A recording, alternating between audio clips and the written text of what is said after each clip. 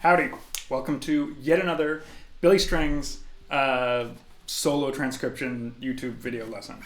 This is for a break he takes on Billy in the Lowground from a live version. I will link it below. There's a YouTube video. The break starts around 2:05.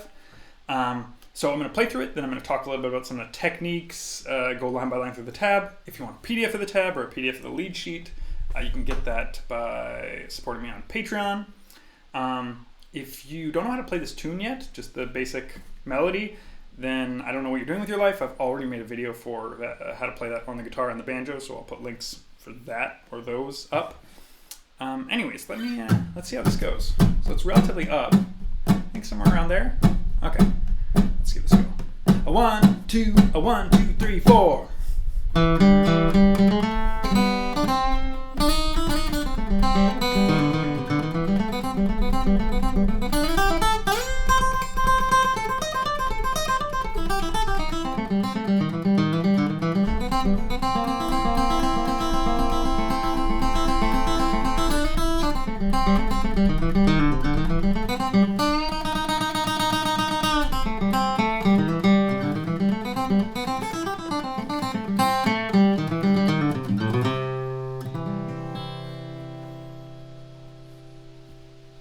There we go. Okay. So that gives you an idea of what that sounds like. So there's actually not too much stuff going on in here. It's relatively straightforward. Some of the techniques that we're using or we should talk about, there's a lot of just alternate picking. You've got this big cross picking section here that can be kind of tough. And there's a couple different ideas. We'll talk about that when we get there. I'm just alternate picking it down, up, down, up, down, up, down, up. In terms of what's being used here, most of it is C major scale or the C pentatonic. There's also a lot of that kind of blues note that's added. And there's a little bit of this like secondary dominance. So like in the B section in particular, he starts adding in a lot of C7 sounds. And then on the F, you're getting these F7 sounds. So we'll talk about that as that goes through. But there's nothing really crazier out there. So let's just go line by line through this tab. So the first line, this is kind of nice. It starts, there's a big pause right at the beginning, and there's a bunch of quarter notes, which feels unusual for Billy Strings. But let me play this line, and then we'll talk about it. 1, 2, 3, 4. 1, 2, 3.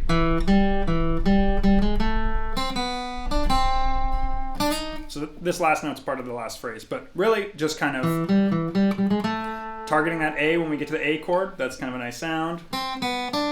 Right, there's some of these like third sounds, which is kind of a nice pattern if many people have practiced that. Okay, now we have these. This is a really common trope here of this sliding from 3 to 4. So we're getting the minor sound, the bluesier sound on the C. It's also the tritone of the A, so it works on all these chords. So sliding up here and then hitting this E as we go. Really, really usable like anytime you're in C. Okay, but I'm going to start with that 1, 2, 3, 4, and then we have the next line.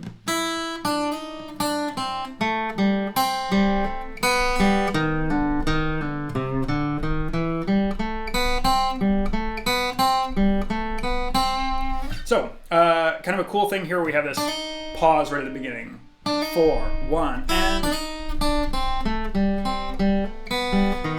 Right, this blues note again, the 5-3. Tritone on the A sounds really good. One thing I think that's cool about this line, and you see this a bunch in this solo, and I never really thought about doing this, is this. He does this a lot, just kind of runs up to the C. And it's kind of a nice thing anytime you're in like 4-4 and you're just needing to pedal on the C, because often we end the phrase C on beat 3 in a fiddle tune, 1, 2, 3. And just to stop, normally you kind of stop there. It's like, what's happening here? And this kind of technique of, I'm just going to add those 4 notes. And you can kind of just keep that going. Cool technique. That's that last bar there. Okay, so that's that. Let's move on. One thing I'll say is we're pretty much using a finger for a fret. So there's no, other than the slide that we've done, everything's like first fret, first finger, second fret, second finger, that sort of thing. Okay, third line here. Starts with the same thing we were doing. I'll play it 3, 4. Oh, sorry, I wrote that wrong. 3, 4.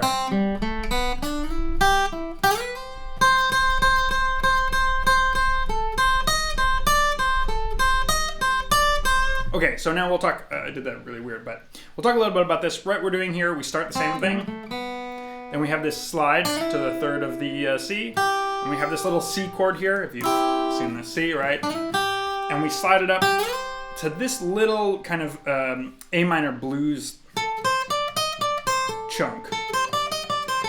So the hardest part here is probably switching from here to here. And what I recommend is we get that slide, and with our first finger, we're going to slide from 3 all the way to 8. And then we're just kind of pedaling on this 8. And then we play that little lick. That's the last beat. And this can probably be the toughest part. One thing, like how long do you pedal on this?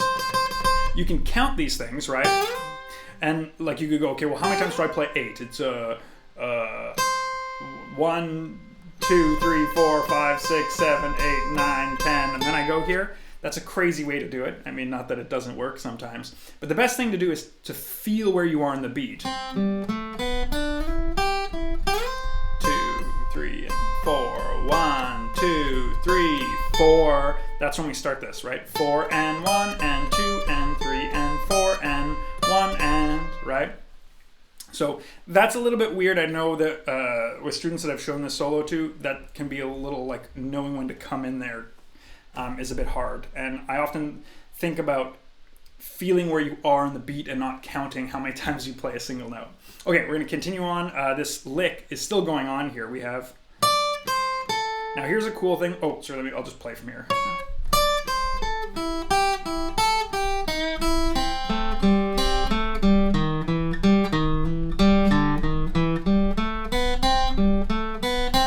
Okay, that's the line. This is starting in the middle of the phrase, but I'll just do it anyways. Now here's a cool thing where we're switching positions from this little third here to this third down here, and we just have it in the open string. Okay, so we da dee da do da dee da dee dee. All right. With this note, we want to bend up just a little bit. Back into that open C major scale position, and then we have this minor blues thing on the A minor. And this, I think, adding that hammer on the second time is like makes this lick. If you go, not so great, but this, just that change in phrasing like makes this lick so much nicer. Okay, continuing on. Now we're getting to the B section where there's some more juicy things. So we are on a C, but now we're going to go to an F chord. So we're not going to the A minor anymore. We're going to the F chord, which means C7 sounds work really well because C7 is the 5 of 1. So that's immediately what he's doing. Is he's playing this C7. It's essentially a C7 chord. You play just these 3 notes, E, C, and B flat. So he just does this. We're always bending this B flat up just a little bit, and then, right? So this is just, I'm just down, up, and I'm pretty sure that's the way Billy plays it, but if you want to, if you're feeling more comfortable with this kind of like economy picking sort of thing of down, down, up, down, up, down. There are people who do that. I really don't like doing that. I totally recommend alternate picking. I feel like it really helps to like feel where I am, but you know, there's a couple times I do that. Okay, but yeah, so we have C7 here. And then this is essentially an F major 7, which is not normally something that you would play, but here in the key of C, and I think older versions of this tune, they might have even just played this over A minor still.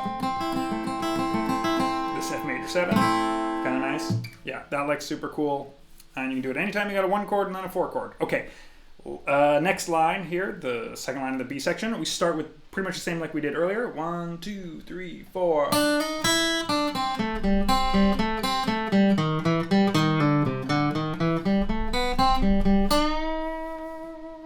Okay, so yeah, lick is almost too similar to the one in the second line, but then it changes a little bit. Here we don't do a hammer on, and we go back down. Which, that can be kind of confusing because we've done so much of this. And to go is a bit weird.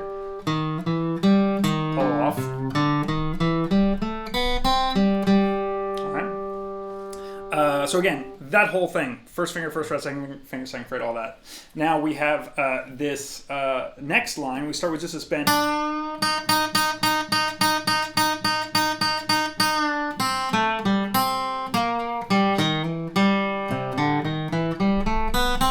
So this is kind of cool. So there's a couple things happening here. So first we're getting this bend. It's in between this D and this E flat. We don't really want to get to the E flat. It's just a quarter step in. It's like, actually, it's somewhere kind of in between these notes. And another thing that's happening is there's a little bit of like a migration here to closer to the bridge. So we can get these kind of pinchy sounds. It gives it a little more of a nasally quality. Right? Then we play this. That's still a C7 sound.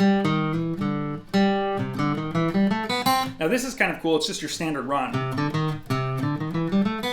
Or, well, pretty much your standard run. But it's starting on an offbeat. 1.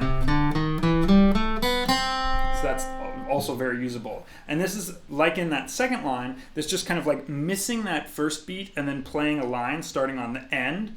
That's something that's super cool. And if you never practice your phrases where you're trying to like miss a beat or like start a phrase on a 4 instead of a 1, like people can get really caught up of like every phrase right on the beat. So this is really cool, and something obviously he's practiced a little bit is to like, oh, I'm gonna start a beat, like I'm just gonna find a lick that works where I go starting on the end. 1. And then throwing that in and feeling comfortable with playing phrases that don't start right on 1. Okay, so let's do this last line. It looks like this.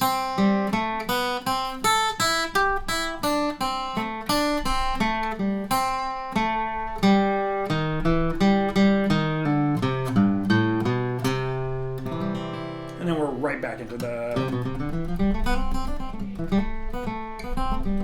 right. So this is actually one of the tougher spots here. Specifically, going from this C note to this A note. That's a huge stretch, and it's going pretty quick. I think you could probably get away with using your third finger, but I'm going to recommend everyone that it's a big stretch with your from your first to your pinky, and you want to get in the position before you have that stretch.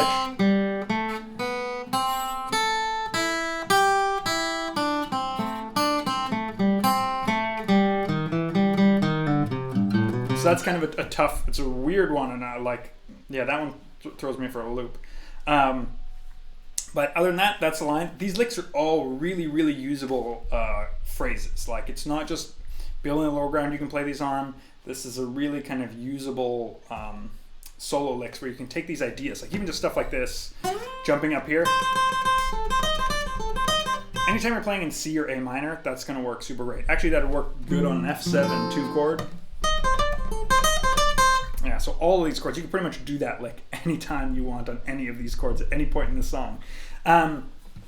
Okay, so that's pretty much it. I'm just gonna do, for the last time, I'm just gonna play through it at a nice slow tempo so you can maybe play along, see the tab. This is what it sounds like. Okay, I done bungled up the slow tempo playthrough, so I'm gonna do this again. 1, 2, 3, 4.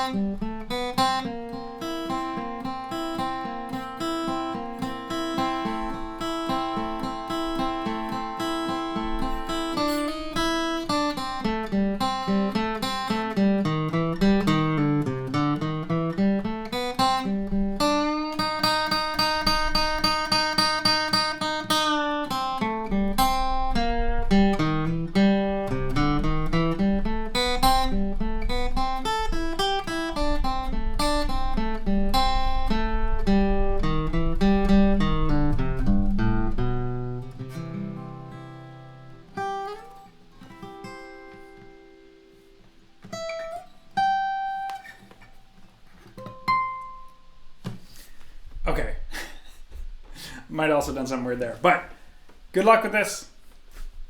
Hope you enjoyed it. It's a fun tune. Ciao.